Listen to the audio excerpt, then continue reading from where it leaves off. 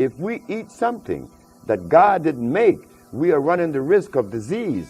Then we're going to be angry. Like I were at only 30 years of age, I was extremely angry. And I think we've gotten into this processed food thing. And processed food is almost entirely, like it's first of all, it's a new human creation. Yeah. And it should never be your first choice. Your first choice should be natural foods. Have you ever wondered how one company has ruled the agricultural food chain for over 100 years? Bayer, Syngenta, Nutrient, all the big names, none of them even come close. Founded in 1865, the mighty Cargill has always been the top dog of the agricultural food world. But with so many companies growing in the agricultural space, it starts to beg the question of how they've been able to be at the top for so long. Forget big deal. Cargill is the agricultural godfather. They're the ones calling the shots for many private companies in the U.S.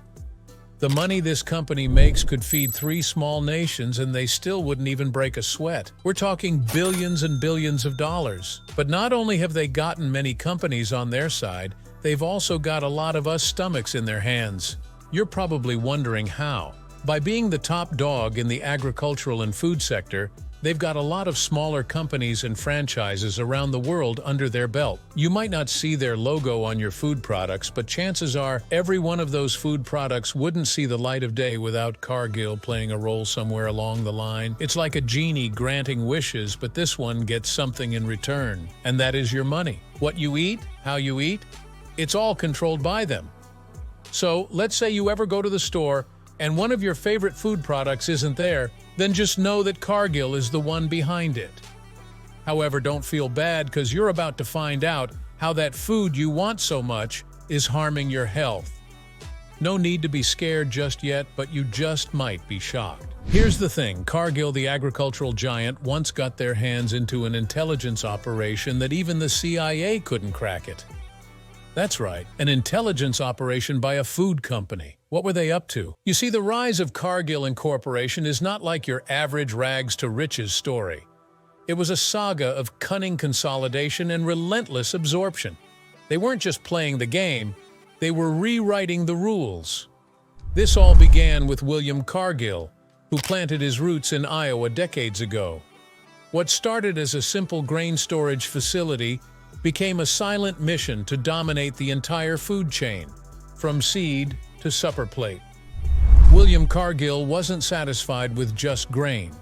He saw the bigger picture, and his ambition stretched further. Cargill's influence branched out into livestock and poultry. His sights were set on becoming the undisputed king, controlling the entire agricultural trends.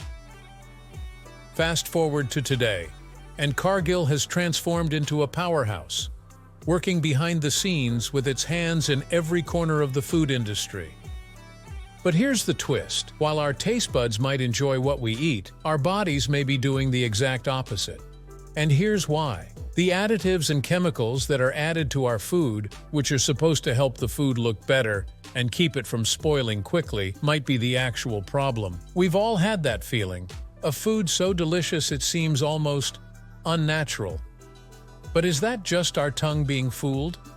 Could those incredibly flavorful bites be hiding a not-so-secret ingredient that's causing more harm than good? A lot of meats, they injected it with something in there called phthalates, used typically as a preservative. And these phthalates are also fake estrogen. So that's raising the estrogen levels. When you raise estrogen, it's going to cause testosterone to go down. The testosterone, to be able to work for the body, it has to land on a receptor site, which is like a landing pad. Pesticides are another issue because if you're eating processed food, you're eating pesticides. So with women, the issue becomes the estrogen dominance in the body. Issue you're going to have is breast cancer, uterine cancer, fibroids, PCOS, a lot of issues around having a very painful, longer menstrual cycle, which most women are having. And this is really key. You're going to start to see young girls have earlier menses. When you think about the journey of processes our food goes through before it reaches our plate, it's insane. From tiny seeds to colorful packages, there's a surprising amount of science involved. We're talking secret processes, unexpected ingredients, and yes, even a mixture of antioxidants, thickeners, preservatives, and flavorings. It's like our dinner is on a world tour before we even get a taste. But what you don't know is that those mixtures keep you coming for more of those ultra-processed foods that are sold in the stores. And Cargill, on the other hand, made sure that it's harder for you to avoid them, which means they're everywhere. Now, you would think that's a good thing, but the truth is that they could be more harmful than helpful. Even Dr. Aris Lathan had something to say about it when he called the modern food we eat now weaponized. Guess food can be used as a weapon now. I know that modern food has been weaponized, and that's why I had to even get out.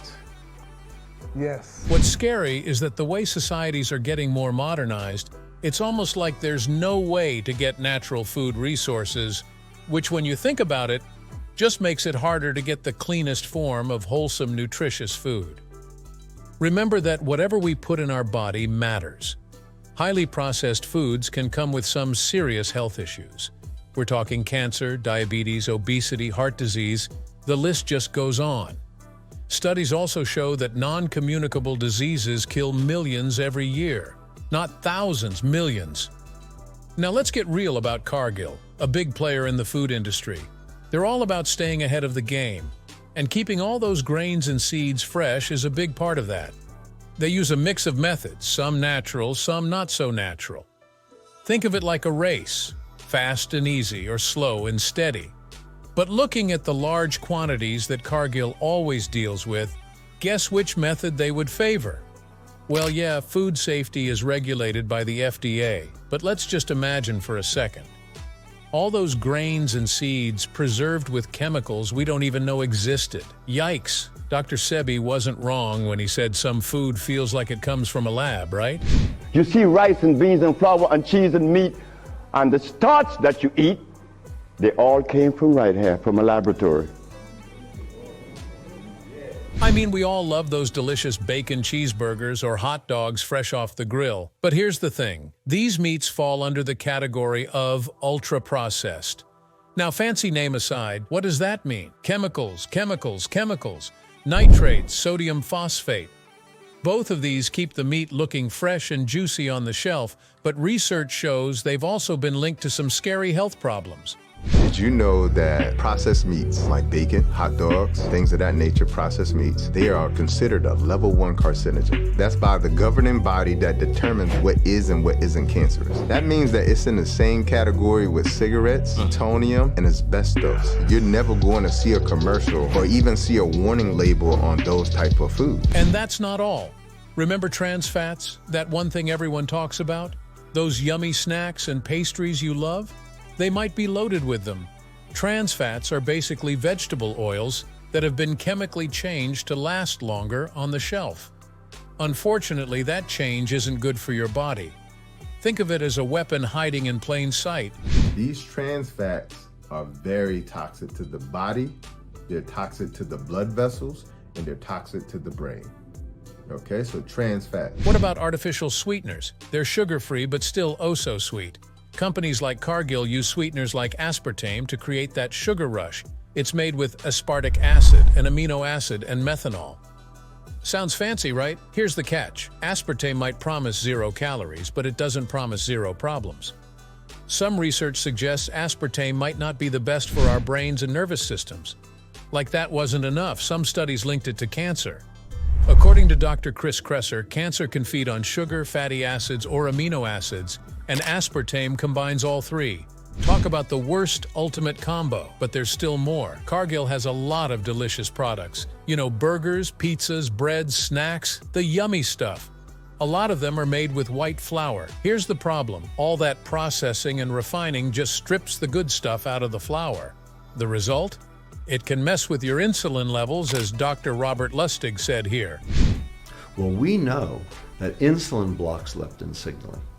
So there might be some alteration in how neurons connect to each other and how they communicate with each other based on the high levels of insulin. Well, there are a lot of things that drive insulin up, but ultra-processed food is the ultimate insulin driver. I bet you never knew that there's a whole world of chemicals and additives lurking in our food supply. Over 1,000 different chemicals and additives are approved for use in the U.S. alone. That's a huge number. Now, the idea is that these additives are safe in small amounts and used to enhance flavor, preserve freshness, or create that picture-perfect appearance in our food. But the thing is, small amounts can be a pretty loose term. Are companies always following the guidelines and safety standards? Are these additives truly harmless even in small doses? There's reason to be concerned. Thankfully, some brave souls are taking action. The California legislature recently proposed a bill to ban some of the most harmful food additives. This includes things like potassium bromate found in some breads, which has been linked to cancer in animals. Red 40 dye, a vibrant color found in everything from candy to drinks, is also on the chopping block. Those eye-catching reds, blues, and yellows in your favorite treats? They might not be as innocent as they seem. A study published in the Journal of Pediatrics dropped a bombshell. It linked food coloring use to worsened ADHD symptoms in children. And guess what? Adults might not be immune to these effects either. Then there's monosodium glutamate, or MSF for short, a flavor enhancer commonly found in processed foods like chips, instant noodles, and frozen meals. While it might make your taste buds do a happy dance, some studies suggest it could be linked to headaches, dizziness, and even certain chronic health problems. The fact that California is proposing a ban suggests there's a serious issue here. Here's the big question. Can we trust companies to use these additives responsibly? Even the ones that claim to produce plant-based food aren't keeping to their promises. When you go to the market now, it'll say plant-based, but I read labels. When I turn it on the back and look at the label, I'm like, half of that ain't plants. How can this be plant-based? The trickery that they put in the system now, how they doubled up food and convinced us that we're eating healthy, but we're not eating healthy, and we don't understand the damage that we're doing to our bodies. So many symptoms, like we pacify them. I got a headache, headache is normal. But you don't have a Excedrin deficiency, you got a problem. Like, that's your body telling you something is wrong. Let's be honest, the main focus of many food companies is profit. While some might prioritize safety, there's always a risk that corners get cut, and that will mean prioritizing shelf life and vibrant colors over our long-term health. So, what can we do? As Dr. Morse perfectly said, it's time to wake up. To really heal the body, would you say? I'll say probably the first thing it takes is a change in your consciousness, a change in the individual's awareness. We need to be aware of what we're putting in our bodies and take responsibility for our well-being. Think about it. These highly processed options might taste good at the moment, but they're often packed with hidden ingredients that might not be doing our bodies any favors. So what's the alternative? It's all about embracing whole, nutritious options. But so think fresh fruits and veggies, lean proteins, and whole grains. These are the building blocks for a healthy body designed to nourish you and fight off disease, not contribute to it. But with all the possible dangers in ultra-processed foods, is the world really growing or about to fall apart?